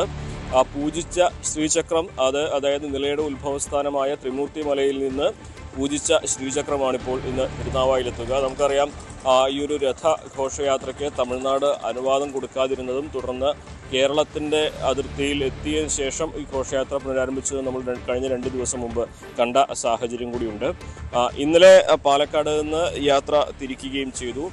ഇന്ന് ആദ്യ ദിവസമായി ചിനക്കത്തൂർ, ഇന്നത്തെ ഈ യാത്രയുടെ അവസാന ദിവസമായി ഇന്ന് ആദ്യം ചിനക്കത്തൂരാണ് ഈ ഒരു യാത്രയ്ക്ക്, ഈ രഥയാത്രയ്ക്ക് സ്വീകരണം നൽകുക. തുടർന്ന് വാണിയംകുളം, കുളപ്പുള്ളി, പരക്കുട്ടിക്കാവ്, അതുപോലെ പട്ടാമ്പി, തൃത്താല, കുറ്റിപ്പുറം എന്നീ മേഖലകളിലൂടെയാണ് യാത്ര കടന്നെത്തുക. ഉച്ചയോടെ കുറ്റിപ്പുറത്തെത്തുകയും തുടർന്ന് വൈകുന്നേരം തിരുനാവായിൽ ഈ രഥഘോഷയാത്ര എത്തിച്ചേരുകയും ചെയ്യും. ഇന്ന് അതുപോലെ തന്നെ പ്രധാനപ്പെട്ട ചടങ്ങുകൾ, സർവൈശ്വര്യ പൂജയും അത്തരത്തിലുള്ള പൂജകളാണ് ഇന്ന് ഏറ്റവും പ്രധാനമായിട്ട് നടക്കുന്നത്. രാവിലെ എല്ലാ ദിവസവും ദിവ്യസ്നാനമുണ്ട്. അതിനുശേഷം പ്രത്യേക പൂജകൾ, സുഹൃതഹോമം ഇന്ന് രാവിലെ നടക്കുമെന്നാണ് സംഘാടകർ അറിയിച്ചിരിക്കുന്നത്.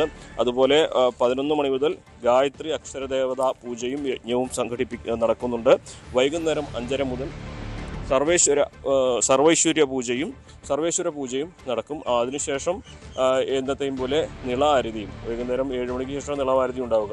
ഇതിലേറ്റവും പ്രധാനപ്പെട്ട ഒരു കാര്യം, കഴിഞ്ഞ ദിവസം മുതലാണ് ഈ ഒരു താൽക്കാലിക പാലത്തിലൂടെ സാധാരണ എല്ലാവർക്കും ഇവിടെ ഉള്ളിലേക്ക്, അതായത് ഈ പുഴയുടെ തീരത്തേക്ക് പ്രവേശനത്തിനുള്ള അനുമതി നൽകിയിട്ടുള്ളത്. അനുമതി എന്ന് പറയാൻ കഴിയില്ല, മാർഗനിർദ്ദേശങ്ങളും നൽകിയിരിക്കുന്നത്.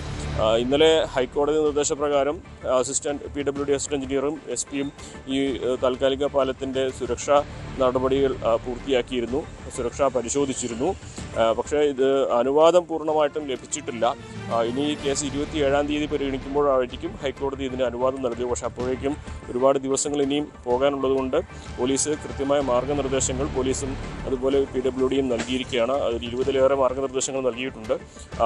ആ മാർഗ്ഗനിർദ്ദേശങ്ങൾ പാലിച്ചുകൊണ്ട് ഇന്നലെ മുതൽ വിശ്വാസികളെ അല്ലെങ്കിൽ ഈ യജ്ഞത്തിൽ പങ്കെടുക്കാനെത്തുന്നവരെ താൽക്കാലിക പാളയത്തിലൂടെ പ്രവേശിപ്പിച്ചു തുടങ്ങിയിട്ടുണ്ട്. അപ്പോൾ ഇനി വലിയ തിരക്ക് ഈ ദിവസങ്ങളിൽ ഉണ്ടാകുമെന്നൊരു കണക്കുകൂട്ടൽ തന്നെയാണ് സംഘാടകർക്കുള്ളത്. എന്താണെങ്കിലും ഇനിയുള്ള ദിവസങ്ങളാണ് ഈ ഒരു മാഘമഹോത്സവത്തിലെ ഏറ്റവും പ്രധാനപ്പെട്ട ചടങ്ങുകൾ വരാൻ പോകുന്നത്. അതിൻ്റെ ഒരു തിരക്കിലേക്ക് ഈ ഒരു മാഘമഹോത്സവം കടക്കുകയാണ് ഇനി മുതൽ. ശരി, CB അനുമോദാണ് വിവരങ്ങൾ പങ്കുവച്ചത്.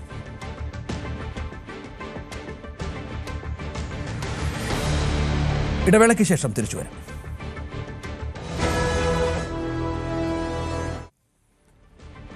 വാർത്താ ബുള്ളറ്റിൻ തുടരുകയാണ്. കാസർഗോഡ് കുമ്പള ടോൾ പിരിവിനെതിരെ പ്രതിഷേധം ശക്തമാകുന്നതിനിടെ നിരക്ക് കുത്തനെ വർദ്ധിപ്പിച്ച് കർണാടക RTC നിയമവിരുദ്ധമായി സ്ഥാപിച്ച ടോൾ പ്ലാസയുടെ സാമ്പത്തിക ബാധ്യത സാധാരണക്കാരായ ബസ് യാത്രക്കാരുടെ മേൽ അടിച്ചേൽപ്പിക്കുന്നതിനെതിരെ പ്രതിഷേധം ശക്തമാവുകയാണ്. നിലവിൽ വിദ്യാഭ്യാസ ആവശ്യത്തിനും ആശുപത്രികളിലേക്കുമായി നൂറുകണക്കിന് പേരാണ് മംഗളൂരുവിനെ ആശ്രയിക്കുന്നത്. കുമ്പള ആരിക്കാടിയിലെ ടോൾ പിരിവ് ആരംഭിച്ചതോടുകൂടി കർണാടക RTC ബസ് നിരക്ക് കുത്തനെ വർദ്ധിപ്പിച്ചിരിക്കുകയാണ്. ഇതാണ് വലിയ പ്രതിഷേധത്തിനിടയാക്കിയിരിക്കുന്നത്. എന്തായാലും ജനങ്ങളുടെ മേൽ ഇത്തരത്തിലുള്ള അധിക ഭാരം അടിച്ചേൽപ്പിക്കാനുള്ള നടപടിക്കെതിരെ ശക്തമായ പ്രതിഷേധവുമായി പ്രദേശവാസികൾ എത്തിയിട്ടുണ്ട്. ഏതായാലും നമ്മോടൊപ്പം യൂത്ത് ലീഗ് ജില്ലാ പ്രസിഡന്റാണ് ഇപ്പോൾ ചേരുന്നത്, നജീമാണ് ഇപ്പോൾ നമ്മളിപ്പോൾ ചേരുന്നത്. ഏതായാലും ഇപ്പോൾ ടോൾ പിരിവിനെതിരെ വലിയ പ്രക്ഷോഭം നടക്കുന്നു. അതിനിടയിലാണ് ഇപ്പോൾ ബസ്സുകൾക്ക് ഇത്തരത്തിൽ ചാർജ് കൂട്ടുന്ന ഒരു അവസ്ഥയുണ്ടായത്, പ്രത്യേകിച്ച് കർണാടക RTC. എങ്ങനെയാണ് ഇതിനെ? തീർച്ചയായും ഇത് ഇടിവെട്ടിയവനെ പാമ്പ് കടിച്ചെന്ന വില. കാരണം നേരത്തെ കാറൊക്കെ ഉപയോഗിച്ചുകൊണ്ട് ആരെങ്കിലും ബസ്സിൽ ഒന്ന് മംഗലാപുരത്തേക്കോ അല്ലെങ്കിൽ മറ്റുള്ള പ്രദേശത്ത് യാത്ര ചെയ്യാമെന്ന് വിചാരിച്ചാൽ ബസ് ചാർജും കുത്തനെ കൂടിയിരിക്കുകയാണ്.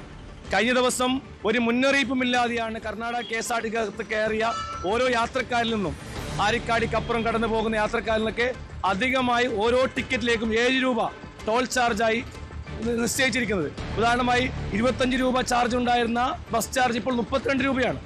7 രൂപയാണ് കുത്തനെ വർദ്ധിപ്പിച്ചിരിക്കുന്നത്. കാരണം സർക്കാർ ബസ് ടോൾ ബൂത്തിൽ കൊടുക്കേണ്ട പണത്തിന്റെ ബാധ്യത മൊത്തം ഈ സാധാരണക്കാരെ മുഴുവൻ യാത്രക്കാരിലേക്ക് അടിച്ചേൽപ്പിച്ചിരിക്കുകയാണ്. അപ്പോൾ തീർച്ചയായും ജനദ്രോഹമാണ്. കാസർഗോഡ് ജനിച്ചുപോയ ഒറ്റ കാരണം കൊണ്ട് ഈ ജനതയെ മൊത്തം ദ്രോഹിക്കുന്ന ഈ അധികാരികൾക്കെതിരെയുള്ള അതിശക്തമായ സമരങ്ങളുമായി മുന്നോട്ട് പോകേണ്ടതുണ്ട്. കാരണം ഇത് കേട്ടുകേൾവിയില്ലാത്ത വിഷയമാണ്. കാരണം ഈ ബസ്സുകളൊക്കെ കടന്നു പോകുന്ന സർവീസ് റോഡിലൂടെയാണ്. സർവീസ് റോഡിൽ കടന്നു പോകുന്ന ബസ് ആരിക്കാടിൽ എത്തുമ്പോൾ മാത്രമാണ് അല്പമെങ്കിലും ദേശീയപാതയിലേക്ക് എത്തുന്നത്. കാരണം അവിടെ സർവീസ് റോഡില്ല. കാരണം ദേശീയപാതയിൽ കടന്നു പോകുന്ന സർവീസ് റോഡ് ഇല്ലാത്ത കാരണം കൊണ്ടാണ്. അതുകൊണ്ട് സർവീസ് റോഡിൽ മാത്രം കടന്നു പോകുന്ന ഈ ബസ്സുകളോട് ഈ ടോൾ വാങ്ങേണ്ട ഒരു ആവശ്യവുമില്ല. അങ്ങനെ വാങ്ങില്ല എന്നാണ്, പൊതുഗതാഗതങ്ങളോട് ടോൾ വാങ്ങില്ല എന്നാണ് ബന്ധപ്പെട്ട അധികാരികൾ ഉറപ്പ് നൽകിയിട്ടുള്ളത്. പക്ഷേ ഇത് ജനദ്രോഹമാണ്. കർണാടക KSRTC കഴിഞ്ഞ ദിവസം ഒരു മുന്നറിയിപ്പുമില്ലാതെയാണ് യാത്രക്കാരോട്. എങ്ങനെയാണ് ഈ മംഗലാപുരത്തേക്ക് കർണാടക KSRTC സർവീസ് നടത്തുന്നത്? കേരള ബസ്സും കൂടെ സർവീസ് നടത്തുന്നുണ്ടല്ലോ, ജനങ്ങൾക്ക് അതെങ്ങനെയാണ്? മണിക്കൂർ ഇടവിട്ടാണ്? തീർച്ചയായും ഇത് കർണാടക KSRTC ഉപേക്ഷിക്കാന്ന് വെച്ചാൽ നടക്കുന്ന കാര്യമില്ല. കാരണം 2 മണിക്കൂർ ഇടപെട്ടുകൊണ്ട് കർണാടക KSRTC സർവീസ് നടത്തുന്നു. അപ്പോൾ ഇവിടെ തുല്യ ഈക്വൽ ആയിട്ടാണ് കേരള KSRTC കർണാടക KSRTC യാത്ര ചെയ്യുക. അപ്പോൾ ഒരു കർണാടക KSRTC ഉപേക്ഷിച്ചുകൊണ്ട് കേരള KSRTCയിൽ മാത്രം യാത്ര ചെയ്യാന്ന് വെച്ചാൽ നടക്കുന്ന കാര്യമില്ല. തുല്യമായിട്ടാണ് ഇവിടെ സർവീസ്. അതുകൊണ്ട് ഈ സംവിധാനം ഈ ജനങ്ങൾക്ക് നേരെ ചുമത്തിയ അധിക ബാധ്യത എടുത്തു കളയണം. ഒരു കാരണവശാലും അത് അംഗീകരിക്കാൻ പറ്റില്ല. ഇതുമായി ബന്ധപ്പെട്ട് കർണാടക ഗതാഗത മന്ത്രി കഴിഞ്ഞ ദിവസം ഞങ്ങൾ നിവേദനം നൽകിയിട്ടുണ്ട്. അതിന് മറുപടിക്ക് വേണ്ടി കാത്തേക്കാണ്. ബന്ധപ്പെട്ട MLAയുമായി ബന്ധപ്പെട്ട് കർണാടക സർക്കാരുമായി അടുത്ത അവിടുത്തെ മന്ത്രിമാരൊക്കെ അടുത്ത ആളുമായി സംസാരിച്ചുകൊണ്ട് എത്രയും പെട്ടെന്ന് ഈ നിലപാടിൽ നിന്ന് സർക്കാർ പിന്മാറുമെന്ന് തന്നെ കരുതുന്നത്. തീർച്ചയായും കാത്തിരിക്കുകയാണ് നമ്മൾ. എന്തായാലും ടോൾ പിരിവിനെതിരെ ഒരു ഭാഗത്തെ പ്രതിഷേധം ശക്തമായിരിക്കുകയാണ്. ഇപ്പോൾ ഇത്തരത്തിൽ ബസ്സുകൾക്കുള്ള ചാർജ് കുത്തനെ കൂട്ടിയിരിക്കുന്നത്. ടോൾ പ്ലാസയിൽ ഈടാക്കുന്ന പണം അത് ജനങ്ങളിൽ നിന്നും വാങ്ങുന്ന ഒരു അവസ്ഥയാണ് ഉണ്ടായത്. എന്തായാലും ഇതിനെതിരെ വരും ദിവസങ്ങളിലും പ്രതിഷേധം ശക്തമാക്കാൻ തന്നെയാണ് ആക്ഷൻ കമ്മിറ്റിയുടെ തീരുമാനം. കെ വി ബൈജു അവിടെ ചേരുന്നുണ്ട്. ബൈജു, വലിയ പ്രതിഷേധമാണ്. ടോൾ പ്ലാസയ്ക്കെതിരെയുള്ള പ്രതിഷേധം അവിടെ തുടരുന്നുണ്ട്. അതിനിടയിലാണ് ഈ ബസ് യാത്രാ നിരക്കിൻ്റെയൊക്കെ വർധനവ്. ഒരിടപെടലും അധികാരികളുടെ ഭാഗത്തു നിന്ന് ഈ 2 വിഷയങ്ങളിലും ഉണ്ടാകുന്നില്ല എന്നാണോ?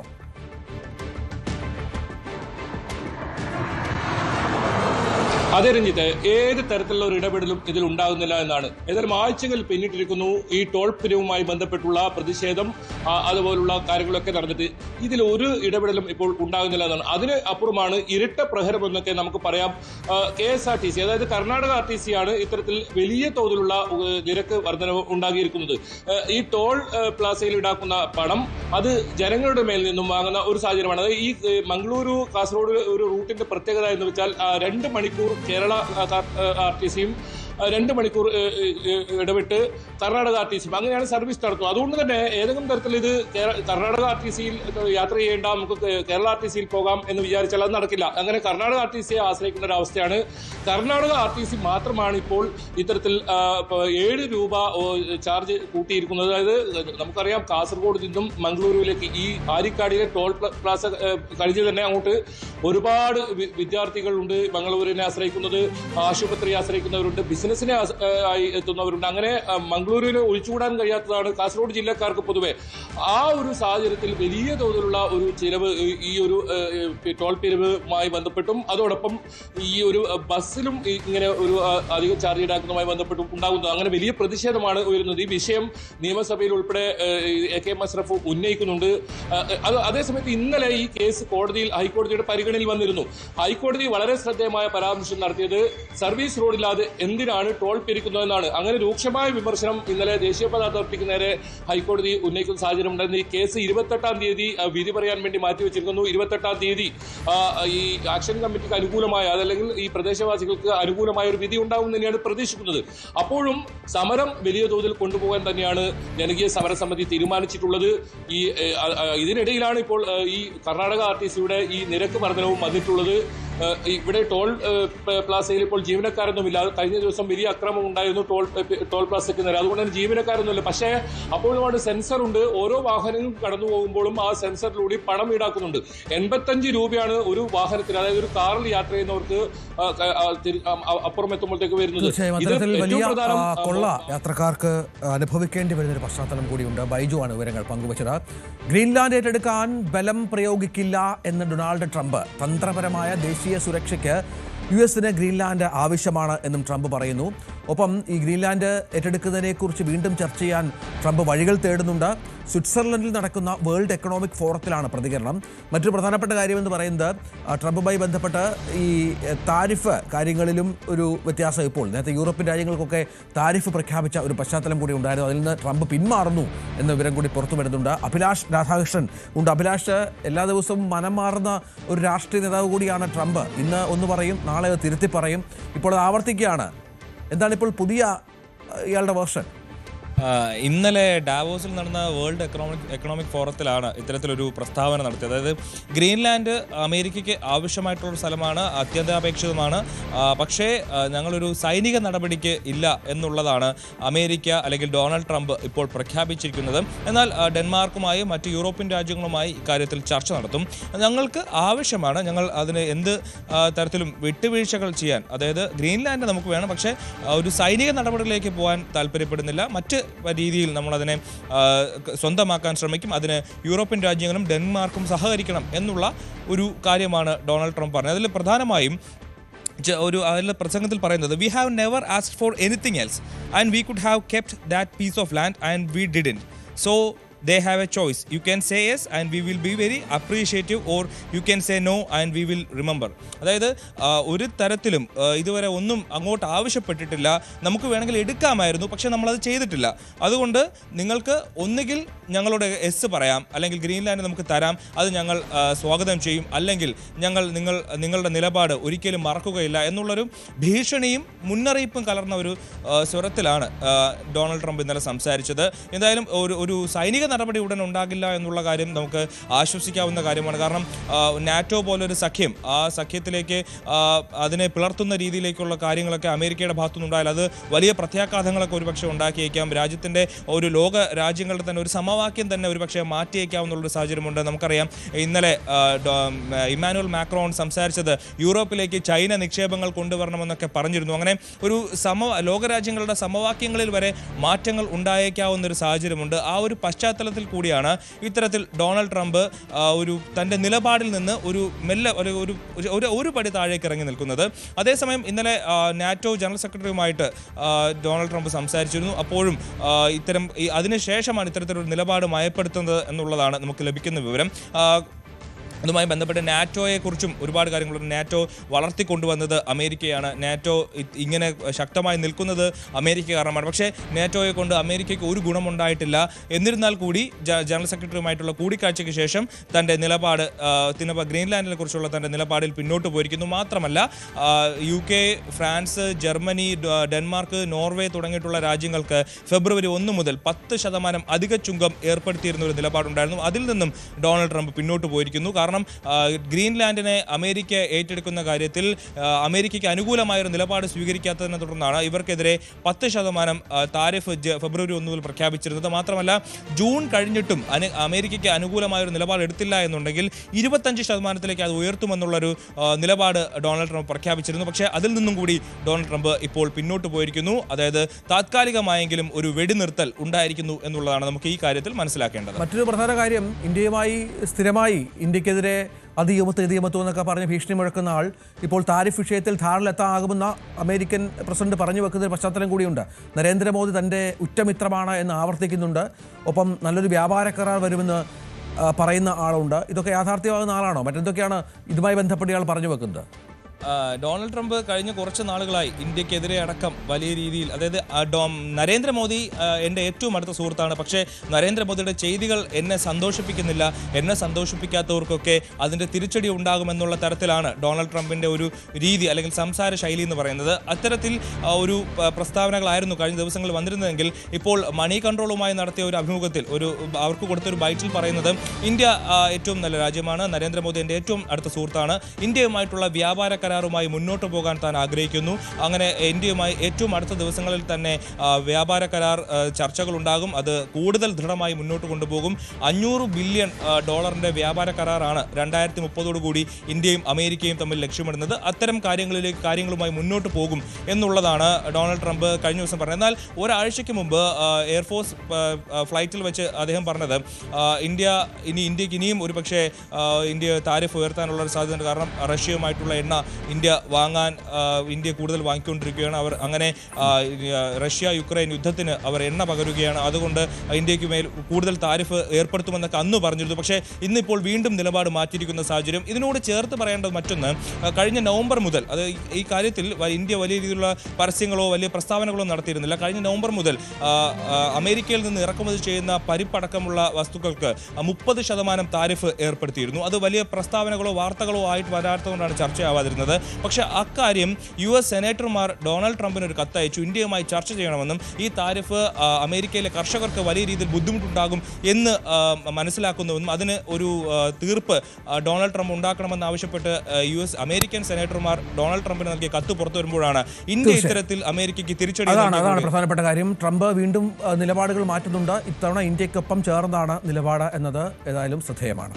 കേരള ലിറ്ററേച്ചർ ഫെസ്റ്റിവലിൽ 9ാം പതിപ്പിന് ഇന്ന് തുടക്കമാകും. കോഴിക്കോട് ബീച്ചിൽ നടക്കുന്ന ചടങ്ങിൽ മുഖ്യമന്ത്രി പിണറായി വിജയൻ KLF ഉദ്ഘാടനം ചെയ്യും. മന്ത്രി PA മുഹമ്മദ് റിയാസ്, തമിഴ്നാട് IT വകുപ്പ് മന്ത്രി പളനിവേൽ ത്യാഗരാജൻ, മേയർ O സദാശിവൻ, സാംസ്കാരിക വകുപ്പ് ഡയറക്ടർ ദിവ്യ S അയ്യർ, സുനിത വില്യംസ്, ഭാവന, പ്രകാശ് രാജ് എന്നിവർ പങ്കെടുക്കും. ഞായറാഴ്ച വരെയാണ് ഫെസ്റ്റിവൽ. ഇന്ത്യൻ വംശജയായ ബഹിരാകാശ യാത്രിക സുനിത വില്യംസ് KLFന്റെ ഭാഗമാകുന്നുവെന്നാണ് ഇത്തവണത്തെ പ്രത്യേകത. 9 മാസം നീണ്ട ബഹിരാകാശ വാസത്തിന് ശേഷമുള്ള സുനിത വില്യംസിന്റെ ആദ്യ ഇന്ത്യ സന്ദർശനം കൂടിയാണ്. നടി ഭാവനയും പങ്കെടുക്കും. ഒളിമ്പ്യൻ ബെൻ ജോൺസൺ, നൊബേൽ ജേതാക്കളായ അബ്ദുൾ റസാഖ്, ഗുർന, അഭിജിത് ബാനർജി അടക്കമുള്ള നിരവധി പ്രമുഖർ വിവിധ സെഷനുകളിലായി പങ്കെടുക്കും. മെഡിസെപ്പ് മെഡിക്കൽ ഇൻഷുറൻസ് പദ്ധതിയുടെ 2ാം ഘട്ടം ഫെബ്രുവരി 1 മുതൽ നടപ്പാക്കുമെന്ന് മന്ത്രി KN ബാലഗോപാൽ.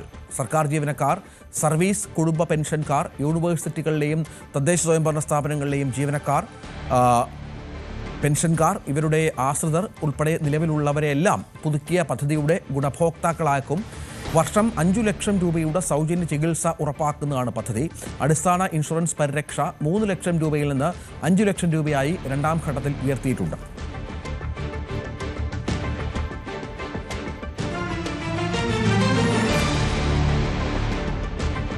ആനകളുടെ താളമിട്ട ചുവടുകളും മേളങ്ങളുടെ ഉച്ചനാദവും ഒന്നുചേർന്നപ്പോൾ കൊല്ലം കൊട്ടിയം ഉത്സവ നഗരിയിലായി. ഉത്സവത്തിന്റെ ഭാഗമായി നടന്ന ഗജമേള വിസ്മയമായി.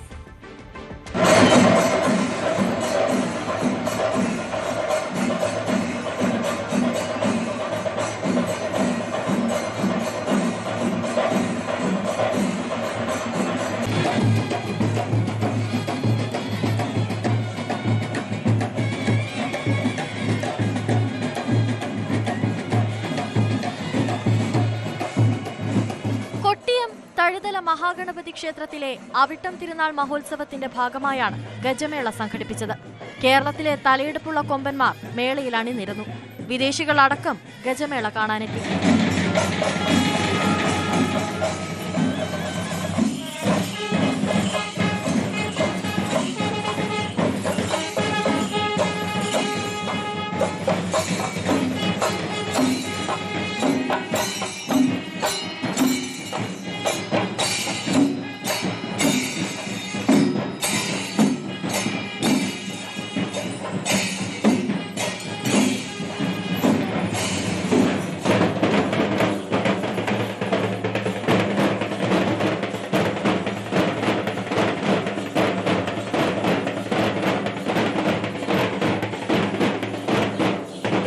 പഞ്ചവാദ്യം, ചെണ്ടമേളം, പഞ്ചാരിമേളം തുടങ്ങിയവയുടെ അകമ്പടിയോടെയായിരുന്നു ഗജമേളയുടെ പ്രദക്ഷിണം.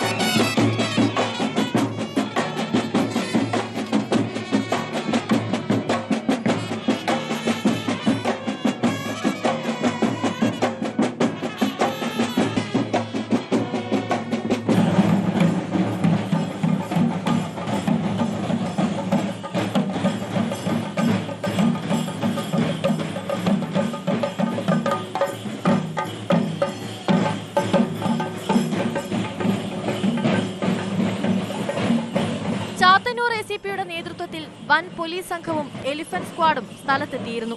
ഗജമേളയ്ക്കായി കർശന സുരക്ഷാ ക്രമീകരണങ്ങളാണ് ഒരുക്കിയിരുന്നത്.